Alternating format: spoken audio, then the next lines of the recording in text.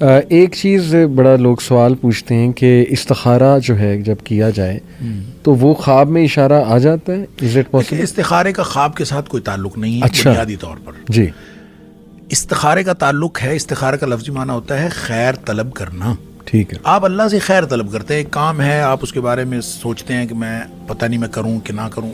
خدشات ہر کام میں ہوتے ہیں. اس خدشے کو کور کرنے کے لیے آپ استخارہ کر لیں. شریعت نے ایک طریقہ بتایا ہے. اس کا نتیجہ یہ ہونا چاہیے اور یہ ہوتا ہے کہ یا تو اگر وہ کام آپ کے لیے فائدہ مند نہیں ہوتا تو اس میں رکاوٹ پڑ جاتی. جی. اگر وہ کام ہو جاتا ہے تو اس میں اللہ تعالیٰ کی مدد شامل حال ہو جاتی. ٹھیک ہے. بنیادی طور پر یہ ہے. ٹھیک ہے. اب وہ جو رکاوٹ پڑنی ہے، اس رکاوٹ کے مختلف طریقے ہو سکتے ہیں. ایک تو یہ کہ پریکٹیکلی کو رکاوٹ پڑ جائے، ایک یہ کہ آپ کے خیالات چینج ہو جائے، آپ کا مائنڈ سیٹ چینج ہو جائے. مائنڈ سیٹ چینج کرنے کے لیے اللہ تعالیٰ خواب میں اشارہ کر سکتا ہے، خواب دکھا سکتا ہے. صحیح. اور خواب میں آپ کو پتہ چل جائے کہ ہاں یہ اچھا یہ ہے تو پھر اس کا مطلب ہے مجھے یہ نہیں کرنا چاہیے. ٹھیک ہے. تو خواب اس کے ساتھ آ سکتا ہے، لازمی نہیں ہے. ٹھیک ہے. لہٰذا جن لوگوں کا خیال یہ ہے کہ استخارہ کرنے کے بعد خواب لازمی آنا چاہیے، پھر نہیں آتا تو ان کا خیال یہ ہوتا ہے کہ استخارہ ٹھیک نہیں آیا، یہ کانسیپٹ درست نہیں ہے. ہاں البتہ طریقہ کار یہ ہے کہ استخارہ کریں اور کام کرنا شروع کر دیں، ایکشن لے لیں اور اس ایکشن میں رکاوٹ پڑ جائے گی اس کو اللہ کی طرف سے سمجھیں. زبردست. اگر آپ کا مائنڈ سیٹ چینج ہو جائے گا اس کو بھی اللہ کی طرف سے سمجھیں. خواب آ جائے گا تو بھی ٹھیک ہے، نہیں آئے گا تو بھی ٹھیک ہے. جو اس کے بعد ہوگا یقیناً وہ اللہ کی طرف سے ہوگا. یہ ہے اصل میں اس کے اندر جو وزڈم ہے استخارے کے اندر. لیکن خواب لازمی نہیں ہے. بالکل ٹھیک، بالکل ٹھیک. میں آپ سے اب ڈسکس کرتا ہوں شیخ. فروئڈ، سگمنڈ فروئڈ اور کارل جنگ، یہ سائیکالوجی کے دو بڑے نام ہیں اور دونوں نے ڈریم انٹرپریٹیشن پہ بہت بات کی ہے. جب بھی ہم سائیکالوجی کی بات کرتے ہیں نا تو انہی دو لوگوں کا نام آتا ہے ڈریم انٹرپریٹیشن کے حوالے سے. کارل جنگ جو تھا اس کا اختلاف تھا سگمنڈ فروئڈ سے، کیونکہ سگمنڈ فروئڈ کا یہ ماننا تھا کہ جو بھی ہمیں خواب آتے ہیں وہ ہمارے ان ریزالوڈ کنفلکٹس ہیں. کچھ ایسے بچپن کے حادثات یا کچھ ارجز جو ہم نے بچپن سے دبائی ہوئی تھی وہ ہمارے انکانشیس میں، لاشعور میں جا کے جمع ہو جاتے ہیں اور وہ پھر ان کا بار بار اظہار جو ہے نا خواب کے تھرو ہوتا ہے. اور بیسیکلی اس کا پوائنٹ آف ویو یہ تھا کہ یہ سیکشول ارجز ہوتی ہیں، یعنی نفسانی جو ارجز تو خیر اس کی پوری فلسفی سیکس کے ارد گھومتی ہے. تو اس نے کہا یہ آ جا کے ہماری سیکشول ارجز ہوتی ہیں، وہ طرح طرح کے انداز میں ڈریم میں آ رہی ہوتی ہیں. اس نے ہر ڈریم کے سمبل کو سیکس کے ساتھ ہی اٹیچ کیا کہ اس سے مراد یہ والی عورت ہے، اس سے مراد وہ والی عورت ہے، وغیرہ وغیرہ. کارل جنگ نے اس سے اختلاف کیا. اس نے کہا کہ دیکھیں ضروری نہیں ہے ہماری ارجز ہوں یا ہمارے ان ریزالوڈ کنفلکٹس ہوں بچپن کے جنہیں ہم ریزالو نہیں کر پائے.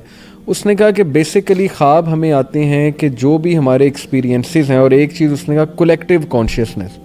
کولیکٹیو کانشیسنیس یہ ہے کہ ہیومن بینگ کی جو کانشیسنیس ہے اس سے ریلیٹڈ جتنے بھی ایکسپیرینسز ڈیلی ہوتے ہیں وہ ہمیں خوابوں کی شکل میں جو ہے وہ آ جاتے ہیں. یعنی اس کا زیادہ زور اس پہ تھا جو کہ وہ تیسری ٹائپ آتی ہے نا حدیث میں بھی کہ لاشعور کے خواب، کہ جو بھی ایکسپیرینس آپ کر رہے ہو، جس بھی چیز سے آپ گزر رہے ہو، بس وہ جو ہے وہ آپ کو خواب میں آ جاتے ہیں.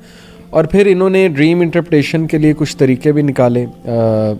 جو فروئڈ تھا اس نے ڈریم انٹرپریٹیشن کا فری ایسوسیشن ایک طریقہ ہے کہ جی بس آپ نا جو بھی آپ نے دیکھا ہے ایز اٹ از مجھے سناتے جاؤ اور بولتے جاؤ، آپ نے رکنا نہیں ہے.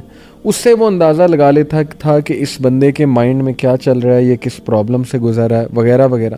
کارل جنگ جو تھا وہ ڈریم انٹرپریٹیشن اس طرح سے کرواتا تھا کہ وہ ڈریم سنتا تھا لوگوں کی اور اس کے بعد تھوڑی سی ان کی ہسٹری دیکھتا تھا اور آج کل وہ کر کیا رہے ہیں اور اس سے ریلیٹڈ وہ ایکسپیرینس سے ریلیٹڈ جو ہے وہ جوڑ دیتا تھا. تو لیکن ان دو کی تھیوری میں شیخ کہیں بھی جو ہے نا وہ یہ نہیں آتا کہ خواب کچھ سیریس چیز ہیں یا ان میں کچھ سائن ہو سکتا ہے.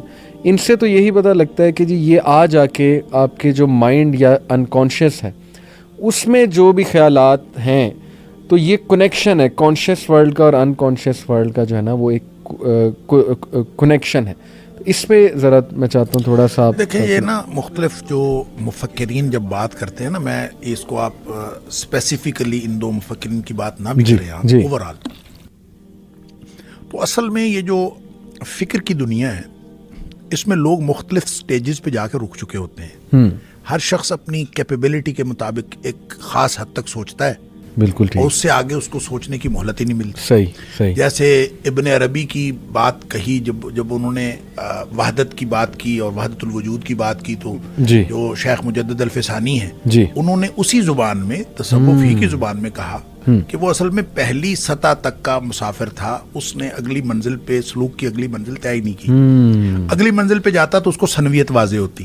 صحیح. ٹھیک ہے, وہ ایک پہ یعنی جب آپ کو ایک روشنی نظر آ جائے, مثال کے طور پر آپ اگر بہت بڑی روشنی دیکھتے ہیں ایک دم تو روشنی سے آپ کی آنکھیں چندھیا جاتی ہیں, اور جب آپ جس طرف بھی دیکھتے ہیں تو آپ کو وہی روشنی نظر آتی ہے. صحیح. تو کہتے ہیں اس کے ساتھ یہ معاملہ ہوا تھا, وہ آگے بڑھ نہیں سکا, وہ اس کی نظریں خیرہ ہو گئیں.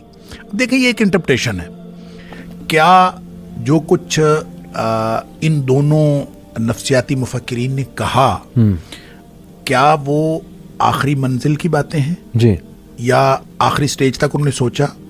اگر ہم اس کو ڈسکس کریں جی حدیث کی بتائی ہوئی خواب کی قسموں کے بارے میں, جی ہاں. تو یوں لگتا ہے کہ یہ حدیث نفس سے آگے بڑھ نہیں سکے. اضغاث و احلام اور حدیث نفس اس سے آگے بڑھ نہیں سکے. بالکل ٹھیک. ان کو یہ رویا صالحہ کا نہ کانسیپٹ تھا جی اور نہ انہوں نے اس کے بارے میں بات کی ہے. صحیح. انہوں نے خواب کی صرف 2 قسموں کے بارے میں بات کی. لہٰذا اگر ان کا کوئی یہ ایکسپیرینس ہوتا کہ وہ اس سے آگے بڑھتے تو شاید اس کو بھی ڈسکس کرتے. لہٰذا میں تو اس کو یہ کہوں گا کہ ان کی ڈسکشن جو ہے وہ حقیقت سے تعلق رکھتی ہے, لیکن خواب کی نیچے والی دونوں قسموں کے بارے میں. اوپر والی قسم تک نہ یہ پہنچ سکے ہیں نہ ان کو اس بات کا شعور ہے. واللہ